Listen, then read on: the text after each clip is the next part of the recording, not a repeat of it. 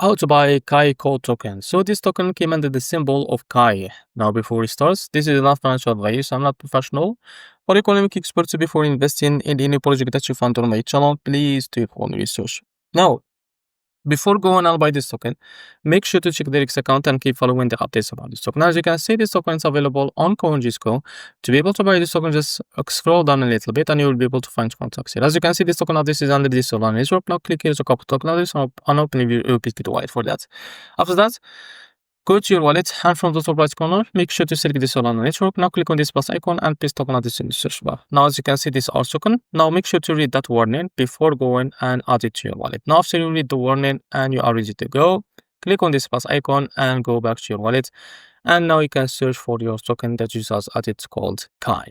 Now after you find it, now just click on it and now click here on swap. Now make sure to switch from here and from the top you can select the token that you want to buy with, for example USDT, and now you can type how much you want to buy like that, and here you will be able to see how much you receive that token. After that, click here on swap and you will be able to buy this token. So this is how to buy Kai token. If you found this very helpful, please like and subscribe. See you next video.